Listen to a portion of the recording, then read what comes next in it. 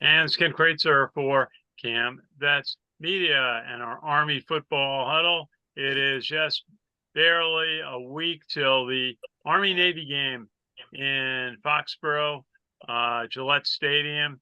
And first time the event has been held in New England. Everybody up there is excited. We're there for the media day on Wednesday this week. Now, talk a little bit of Army football. We have from South Jersey, class of 92, Steve Shalou. Good afternoon, or good evening, Joe. Good to see you. And pulling in from Florida, we've got Richard Miller, our executive director. Hey Ken, I'm so pumped for this huddle. I cannot wait for. I know it's like I think a week, but I cannot wait for the Army Navy game. Okay, well, a lot of us are anxious for the game. It's going to be a fun day, and actually a couple of days of activity. And calling in from the Beat Navy studio in Huntsville, Alabama, we've got Colonel Sam Houston from the class of 87. Colonel, how are you? I'm great, Ken, and I have my Army-Navy Gala tickets as well. So I've got events totally covered for the weekend, next weekend. Yeah, well, I'm going to be up there on Friday, going to try to cover the pep rally that they'll have. I understand it's down at Faneuil Hall, which would be fun. I haven't been there in a while. And then there are the Patriot Games, sort of obstacle courses and contests that are going to be held at a number of historic sites. We're going to see if we can get the listing for that.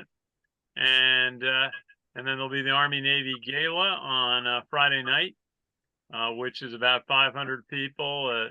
I went last year, and the spirit bands of both West Point and Annapolis come in and entertain. And then the superintendents of each academy will give their talks and sort of razz each other and then talk about the service of both academies serving together, defending our nation and serving in the U.S. Armed Forces. So, Steve Shalou, now that we're about 10 days, inside of 10 days before the Army-Navy game, what's your thought on how this year's game may play out? Well, I mean, I think we're going to get, I think hopefully we'll get a little flavor of both offenses. They've got, they'll have 3 weeks of practice time to get prepared for this game. And I think we'll be prepared. We play against their offense very, very well. You saw what we did against Air Force, and it's no surprise that the over-under of this game is like 30 points, and I would still take the under. So defensively, we will keep it close, and then offensively, I think if we can keep them mixed up and on their heels a little bit, we'll have a really good opportunity. One of the things that we've always, as of recently, done very well is that we start fairly strong, but then we kind of peter out with our finishing. So I'd like to see a strong fourth quarter. And I would also like to see for this year just a game at which we win by 3 touchdowns. So I don't have to be stressed out in the second half. I mean, the exciting games are exciting, but I like to take this year off from the excitement. And I just like to rock and kick them in the teeth this year. I know the feeling. I was talking to some spouses, some wives of the coaches, and they said it is so stressful in the second half in a close game. They just can't take it. And I know myself, the year they broke the streak, I went down in the elevator with about 5 minutes left, and my stomach was just churning because I wanted to see them. I didn't want to see what for me is I don't want to see them lose. That's worse when as a reporter to go in the press conference and have to talk to the very disappointed players and to watch Navy do their alma mater second. That is awful.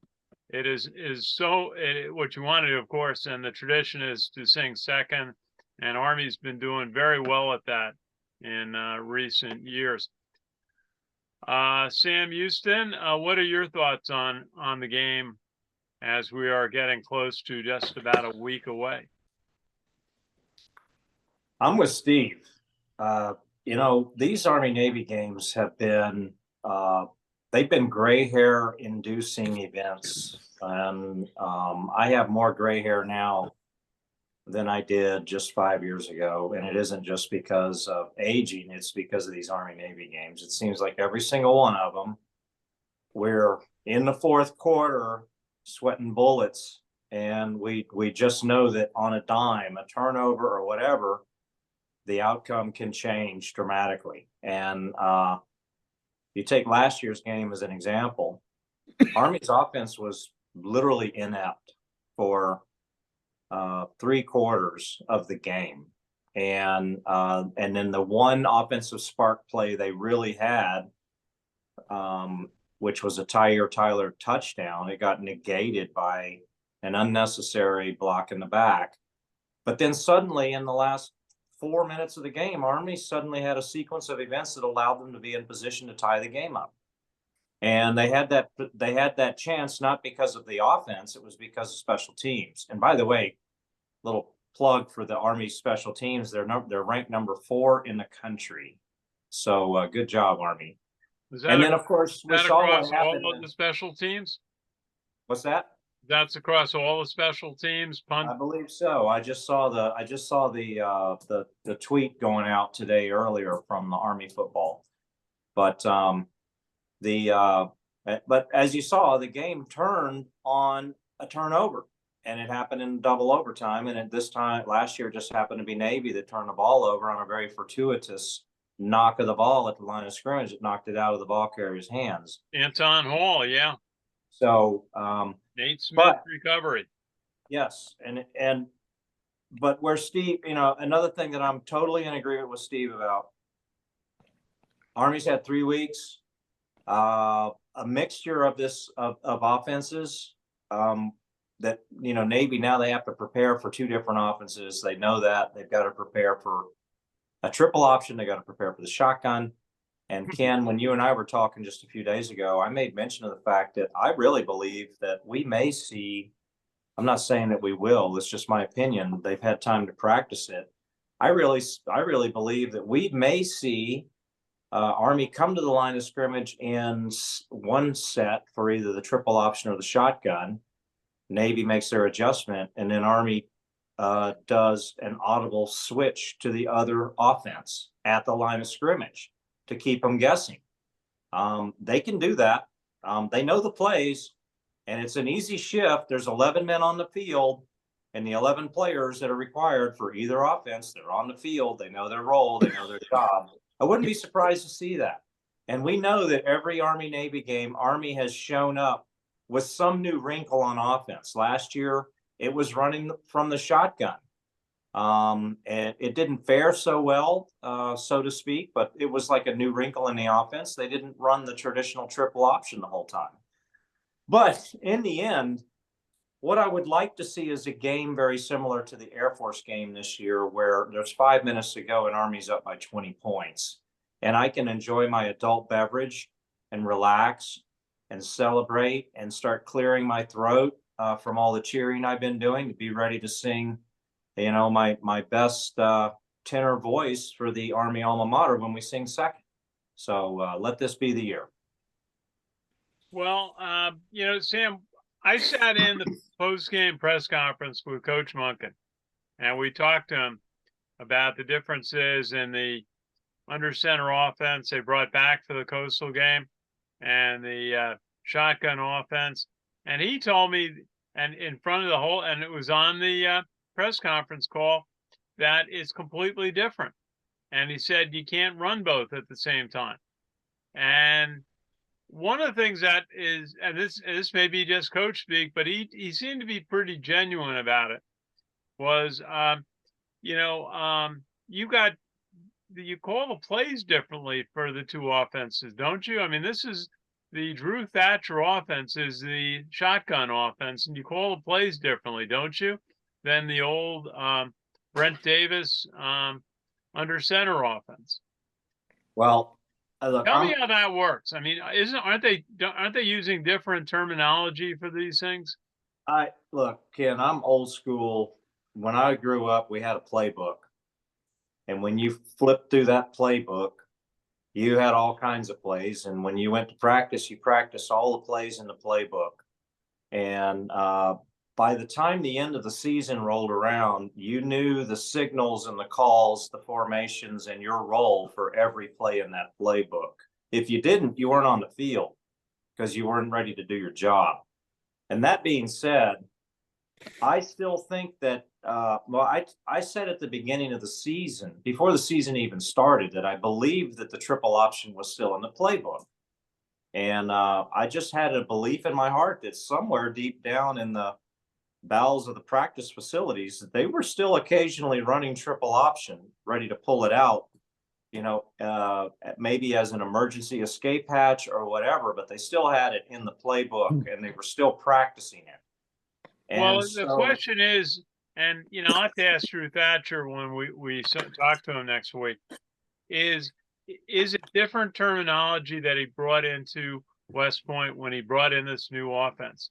Or yeah, did you just adapt his plays the way they were used to calling them at West Point in the past? Yeah, I follow what you're saying, and I would, and Steve can probably chime in on this as well, because he's got good insider poop, and being the offensive lineman that he is, I'm sure that he is well aware of some of the inner workings that's going on there. But I would say that when Thatcher showed up, he probably did have completely new terminology. But to make it easier to learn the offense, he probably had to make a compromise on his terminology a little bit just to make it easier to learn the new offense, because it was a dramatic shift from what Army had been running. And so, that being said, I would imagine that some of the inner workings of the Thatcher playbook and the triple option playbook that was called by Cody Worley in the Coastal Carolina game, they do share some similar terminology. I'm sure that they call the gaps the same numbers that they call it in any other offense. And but the plays themselves, they have their unique play call numbers or names, and therefore the players, when they hear those number combinations or names, when the signals come in from the sideline, they know what their role is, they know what the play is, and they know what to expect during the execution phase of any given play.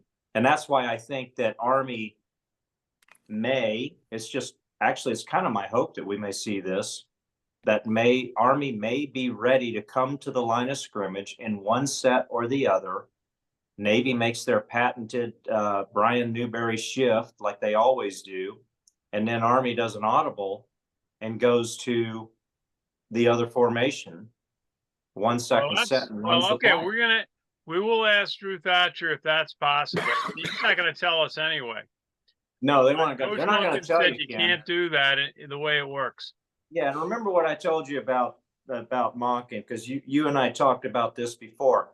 Monken's going to say we can't run both offenses, but you know what? He's a master OPSEC kind of guy.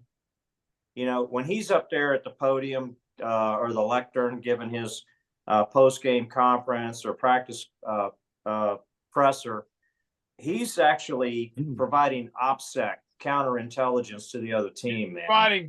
You're saying he's providing disinformation. He's a master at it, of course. Well, he's not going to give anything away, but I thought he was pretty genuine after the Coastal. I think he was surprised at how well the old option plays and the under center plays work, and that they stayed with it. Okay, let me ask you another question. Cody Worley, the quarterback's coach, called the plays, versus Drew Thatcher. Why is that? And who's gonna call the plays, do you think, against Navy? Well, I think Cody Worley called the plays because Cody Worley represented continuity of the triple option, whereas Thatcher was new this season, and that was really the main reason. And I think it's more that they had to go back to the old terminology, perhaps. I mean, there's a lot of unknowns, and they're not going to tell us because they want to keep Navy as confused as possible, as Sure. long as possible. And I'd be interested to hear Steve's perspective on What do you that think, question. Steve? I think that there is no way we're going to be able to handle doing that in the game, running both offenses. Wink, wink. That's what I'm going with. I don't. The toughest thing out of this is going to be getting the right personnel in there, right? But so the terminology aside, most of the time that they're signaling the plays in anyway. So the terminology really is not going to make much of a difference. It's going to be personnel. So if you're watching this game, you're going to be looking for two players. You're going to be looking for a fullback, number 32, Tyson Riley, and you're going to be looking for Ajon Marshall. If they're in the game at the same time, they can run either offenses with their package, because Tyson Riley can be a H-back or a tight end, or he can be a fullback, and Ajon can be a slot back, or he can be a wide receiver. So if that package is in there, the chances of them being able to run both of these offenses is very, very high. And you can shift from under quarterback to back with a single shift call, and it won't be that difficult. It really, really won't be. With this far into the season, as seasoned as these players are, they can make that happen, and they can make that happen. They got 3 weeks to prepare. Well, Heck, we saw Bryson Daly run the offense pretty flawlessly against Coastal with a freshman center, and who had a bad hand, and they're still able to shift from doing the snap to the shotgun, and then shifting it back to the under center. Steve, how difficult was that for Brady Small to be able to handle that significant change? I was worried more about not the personnel package or the terminology. I was more worried about a freshman center who played defensive tackle before he became a center. I was more worried about his ability to snap and step with the quarterback's hands in his butt, because it's a much different ball game. Plus, you've got the quarterback's feet right underneath you, and if you step the wrong direction, you can step on his foot, and now the quarterback's falling backwards. So I was more worried about that portion of it, and I couldn't be more impressed with that kid. I mean, as a center, he's handled Division I football nose guards all year long. He's done it under shotgun. We showed he could do it under center, and he did it with a lot of grace, and he attacked. So we've got a bright future at center in what he's done thus far, and I don't think there's anything that this guy can't handle. Mm-hmm. So these are the brightest football players in the country. They're smart. They can handle a little difference in a shotgun and an under center offense. Mm-hmm. I will go on record right now saying that they will shift in between both of those, and I haven't heard anything in particular. They're pretty tight-lipped about what's going to happen on this, but they will shift between the two. Okay, lots of things for Navy to think about. Just thinking about last year in Philadelphia, Army 20, Navy 17, and 2 overtimes. A special teams touchdown by Army, Jabril Williams, and on a block punt, and Anton Hall got a 77-yard touchdown run for Navy. Markel Johnson had a 25-yard TD run for Army. Xavier Arline, who I talked to yesterday, fine young man who's going to become a Marine officer. TD pass to Maquel Haywood. And then we get the 2 Quinn Morensky field goals of 39 and 37 yards on the fourth quarter to tie it, and then the game winner on the second overtime. Xavier Arline had 102 yards rushing. He's been starting the last several games for Navy over Ty Levison. What do you think of Xavier Arline when he plays quarterback for Navy, Steve? Navy, and I've watched quite a few games of it this year, and they keep getting back to Arline, but they keep trying to. It's like they're not happy with him. and they try to move away to Lavatai, or they try to go to the new freshman, and it just doesn't seem settled in their mind. And I think he's talented. I think he's a hard-nosed runner, and he's talented, and he knows that offense. So he's probably going to have a little bit of a chip on his shoulder because he's been jerked around a little bit this year. And I would go in there on national TV and want to show the world what I could do and what they're missing out on, because Navy just doesn't seem to be sold on him. So if he's got any type of fight, and you would think he would, because he's going to be a Marine, which is the smartest part of any Navy football player, would go the Marine Corps. Got a ton of respect for Semper Fi. I think he would want to show the nation that there was a mistake all year long. So I'm expecting to get the best play out of that kid. Mm-hmm. Sharp young guy. He's a lacrosse player from New York, Wading River. And he's got 1,013 yards and 7 touchdowns in his career. Played 29 games, so he is experienced. And, one of the things that stood out in looking at Navy's stats, this game could end up being, hey, Sam, why don't you talk about Xavier Arline? You're a quarterbacks expert. Yeah. Arline, he reminds me a little bit of Tyler. I think he's, kind of the similar size as Tyler. And like Steve has said, he has had the opportunity to start. He's had to deal with injuries as well. Say, for instance, in 2021, I believe he came out as the starting quarterback in that game and got hurt right away. And Ty Lavatai took over for Navy for the rest of the way. Arline has had a couple of 100-yard games in the Army-Navy game against Army, because if you recall in 2020 when Navy was shut out at Mikey Stadium, he took off in the second half. He took off on a long run with a game, literally a touchdown saving tackle on about the 2-yard line that resulted in an Army 4 and out, a goal line stand that was beautiful, of course, from the Army perspective. And I believe, he got hurt playing SMU. So, and that's one of the strikes that one would, if you were going to find something against Arline, it would be his size. When he's carrying, when he's carrying the load of the Navy offense, he's getting hit a lot. And he has gotten hurt a few times this year. And in SMU game, he got hurt and had to come out. And that resulted in what I thought was probably the only bright spot of the Navy offense the entire day against SMU. And that was that plebe quarterback they brought in, because he actually looks pretty good moving forward. If he stays at the Naval Academy, he may be a force to be reckoned with, but that's a whole nother story. But I do expect Arline to, I expect Arline to start against Army. And like Steve said, I think he's really going to have a chip on his shoulder, because when you look at the record, the tail of the tape in Army-Navy games, the 2 games that he started and played the whole game, Navy lost. And not because of his grit and his determination and his level of play. He played well in both games. And then the one game that Navy won was the game he got hurt in, and he didn't get to play in it. So he's going to show up with a real burning desire to show this is what it could have been. This whole time, if I'd have been allowed to be the starter the whole time.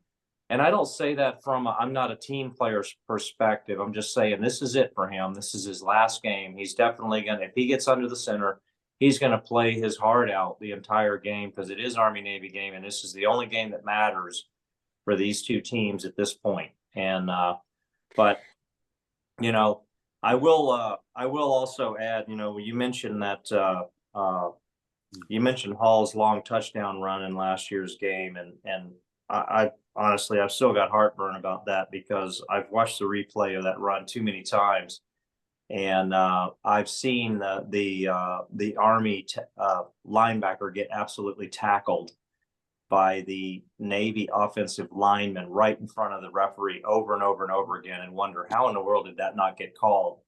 And the only reason I can imagine that it did not get called, because it happened after Markel Broughton's leg whip on our line that happened in the first half. And that's why this is related to the conversation right now, is because it was our line related. Because late in the first half, our line took off on a pretty long run, and Markel Broughton was the man to beat, and Markel Broughton leg whipped him, which is, of course, a personal foul, but it didn't get called. And then in the second half, of course, Hall took off on his long run while the Army linebacker was getting absolutely tackled right in front of the referee. And so there is a karma in games, and that is if a call gets missed for one team, it's going to get missed for another team later on. So last year was a great example. Let's hope the referees get it all right this year. Okay. You know, this game could be decided by defense. One of the stats that stands out to me is Navy's got 28 sacks. And, they generated 10 interceptions and 14 fumbles. So they have an 11 to 24 difference on turnovers. Their defense is creating turnovers. Very evident looking at their stats. They're giving up 362 yards a game and only generating 299. So his offense, they're averaging about 200 yards rushing the ball and 100 yards passing the ball, which isn't a lot on either measure. So we will see. Let's give Richard a chance to talk about some of the big games on rivalry weekend. Yes, some of the big games on rivalry weekend from the from college football. The biggest one of them all: Michigan defeating Ohio State 30-24. Michigan now goes to 12-0 on the season. They're number 3. Kentucky defeated Louisville 38-31 in that game. Lee had 3 touchdowns and passing touchdowns for Kentucky in that game. Number 8 Alabama trying to keep their slim playoff hopes alive, defeating Auburn in the Iron Bowl 27-24. A lot closer than most people thought. Yeah. Right? Let's see. Also, let's see. Number 21 Tennessee over Vanderbilt 48-24. Tennessee is 8-4 on the season. Vanderbilt is 2-10. Melton for Tennessee had 4 touchdowns passed in that game. Let's see. Number 14 LSU defeated Texas A&M 30-24. Texas A&M is 7-5 on the season. Number 14 LSU is 9-3 on the season. And by the way, in case you all are wondering, the college football playoff rankings. Yep. Let's see, NCAA football. Let's go to the college football playoff rankings at this moment right now. Georgia number 1, Michigan number 2, Washington number 3, Florida State number 4. Important games coming up this weekend: the SEC championship game, number 1 Georgia against number 8 Alabama. I'm looking at Sam right now. I can sense that might be a game that you might be watching, Sam. I'm not sure. How about the Big Ten championship? Who's playing? The Big Ten championship. That's going to be number 2 Michigan and number 16 Iowa, 8 o'clock, same time as the ACC championship. Number 14 Louisville taking on Florida State, and tomorrow night will be the Pac-12 championship. Number 5 Oregon 11-1 taking on number 3 Washington, which is 12-0 on the season. Okay. Very good, Richard. Thank you. You're welcome. Looking at Navy's rushing game, they are led by their sophomore fullback, Alex Texa. 11 games, 724 yards, 6.2 a carry, 5 TDs, averaging about 66 yards a game. Not big for a fullback, 195 pounds. They don't have a real big fullback like Army has a couple of. Dava Fofana He's got 291 yards. Junior fullback. Then you got Xavier Arline, who's run for 251 yards. Just 3.5 yards a carry. And Ty Levinson was doing not even that well, 194 yards, 3.1. And they've got a sophomore slotback named Eli Hendovich, who's been doing pretty well. 7.9 yards a carry. Do you note anything when you see that their quarterbacks aren't rushing for that much yardage? Our line 3.5 a carry and Levitai 3.1. Yeah, I don't look too much into that, and other than just saying that in a triple option type offense, the quarterback, if you're distributing the ball correctly and making reads, the quarterback really actually should not be the leading rusher on the team. I know that Navy's exception to that was the asterisk year, which was the 2019 Malcolm Perry year, where Malcolm Perry accounted for about 80% of Navy's offense. And it just, overshadowed. That's why by the time the Army-Navy game rolled around, Navy's offense was literally just snap the ball to Malcolm Perry and let him just figure out where the hole is and run. It resulted in this game of the century. Well, yeah, I mean, let's not. I don't want to get on a Malcolm Perry subject, because our top discussion, because he is still a sore topic for me.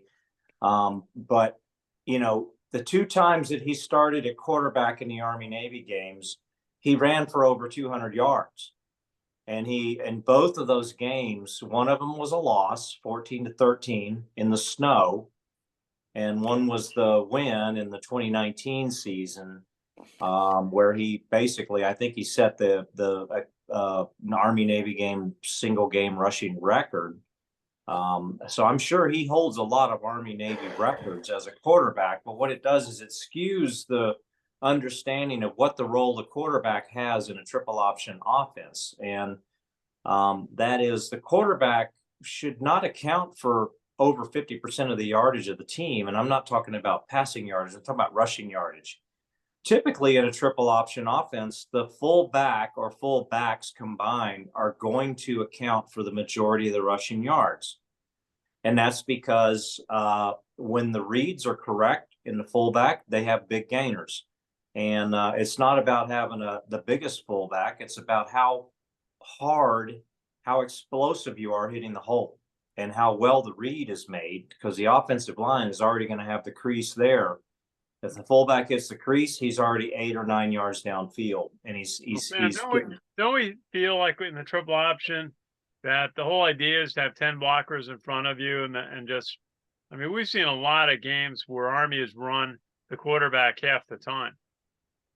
Well, yeah, in the Drew Thatcher offense, this even season, before that, we've seen a lot of runs. If you added up last year, the runs by the quarterback versus everybody else, it would be pretty equal. I got you. I understand completely. And we talked about this in Huddles last season, the season before, when we get on the topic of Tyler and the other quarterbacks, Christian Anderson, because for whatever reason, the offense the past 2-3 seasons had become a quarterback centric offense, where it was zone reads, where the quarterback was just doing a double option or a fullback lead or block or whatever. And the quarterback was running the ball all the time. And Steve and I both were like, why are we not doing full triple option? Why are we not reading to the outside? The only game that we have to measure triple option for Army this year is the Coastal Carolina game. And when you look at the Coastal Carolina game, you will find that the leading rusher was not Bryson Daly.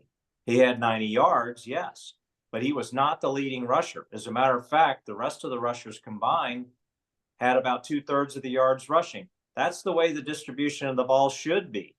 And that was pretty spectacular. They got 170 yards out of the fullbacks. Yes, against Coastal. I thought that was a little unusual. I mean, it was good to see, because that takes some pressure off the quarterback running so often. But we also had great runs on the perimeter. I mean, the slot backs accounted for well over 100 yards as well, Okay. combined.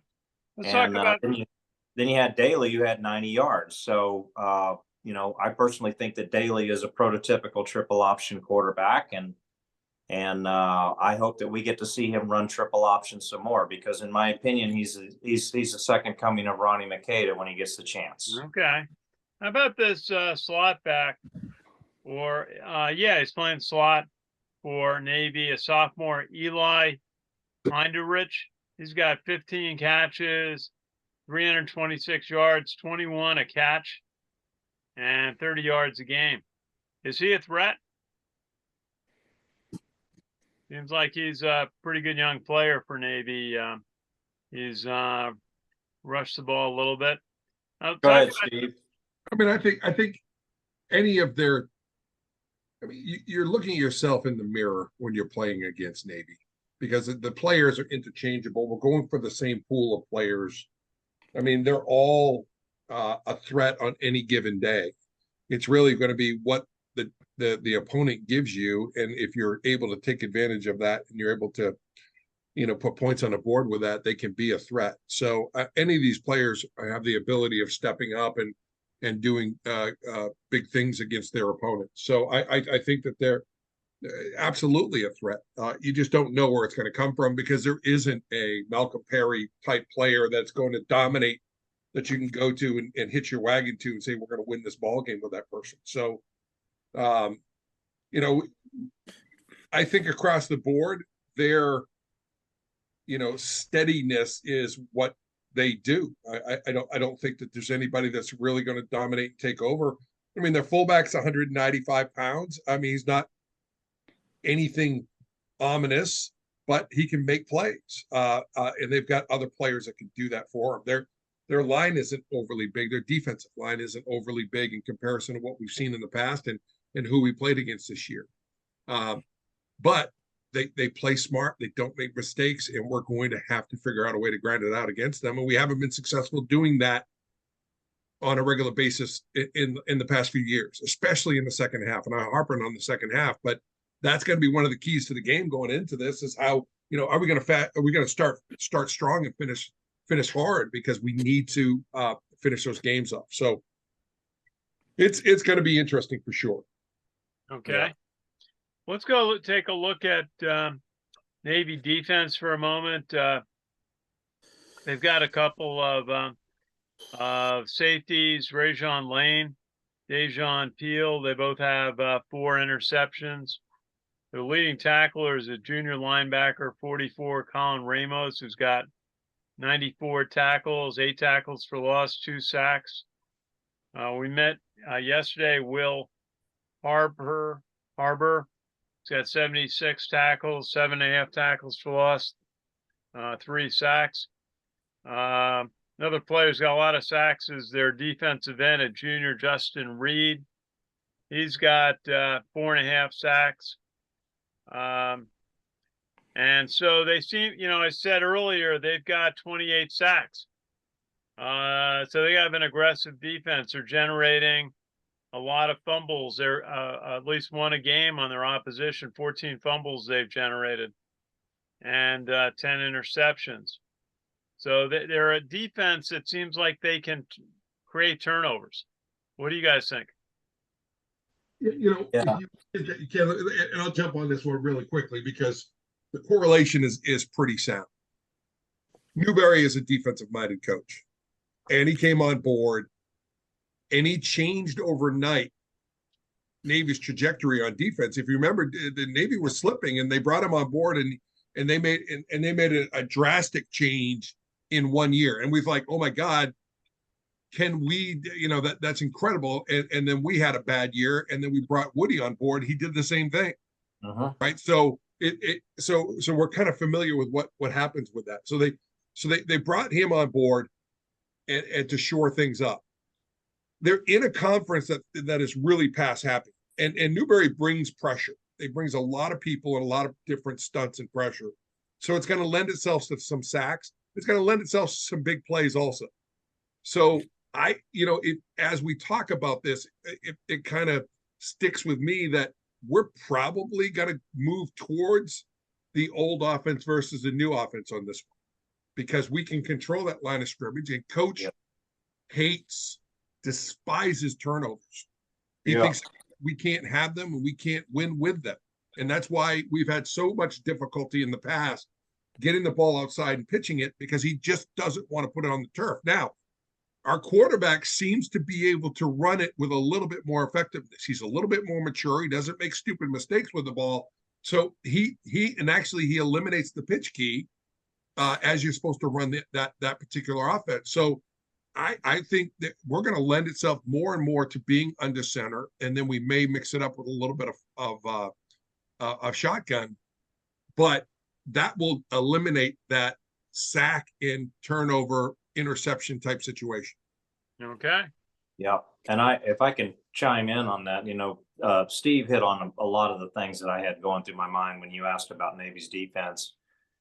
Brian Newberry, like Steve said, he came on board Navy from Kennesaw State as a defensive coordinator, and he literally changed the philosophy of Navy's defense overnight.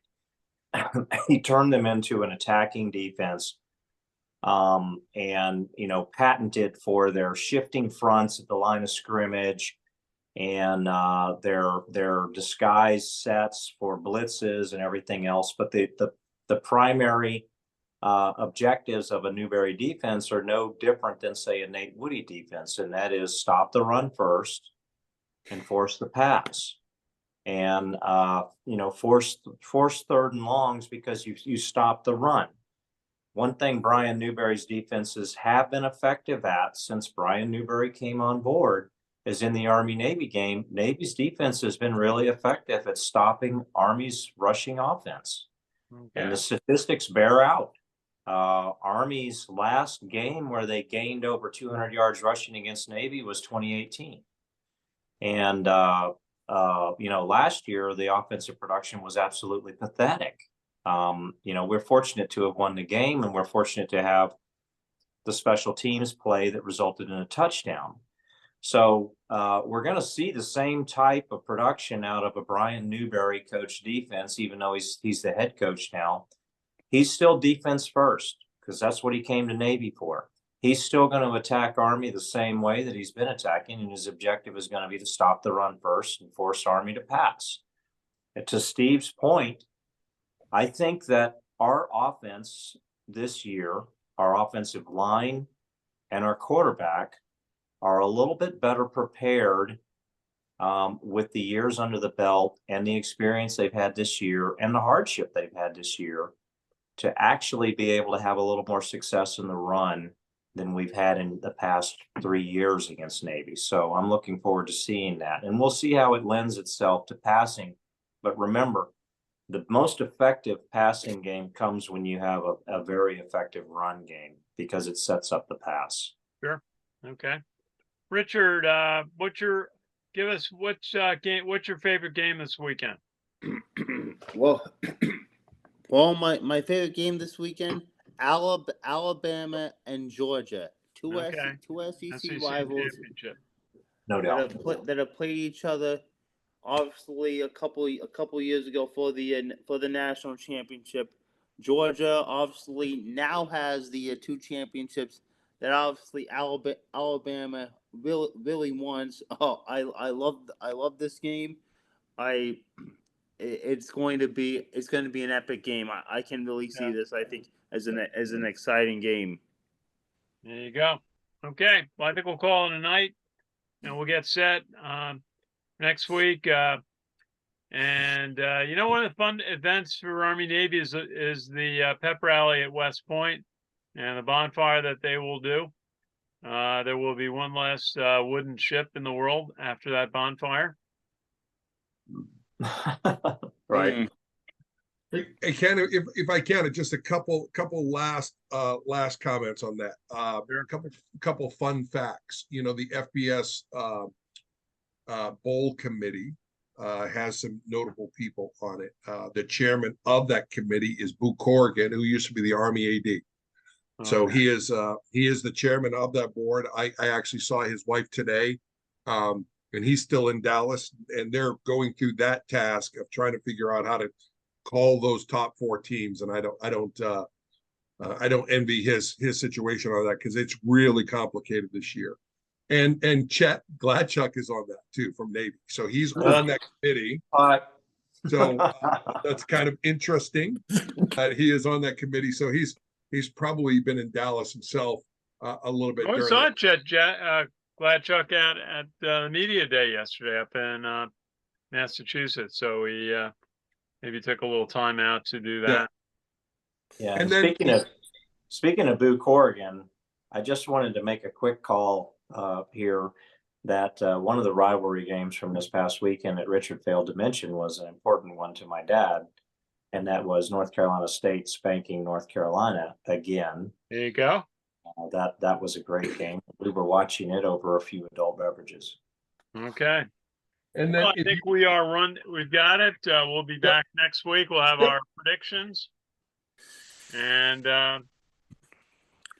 it's going to be an interesting Army-Navy game. It's going to be everybody up in Boston. The governor, Maura Riley, is there at the press conference. She stayed the whole time and said they really want the people to turn out. They're going to do a lot of the pregame events at historic sites in the Boston area.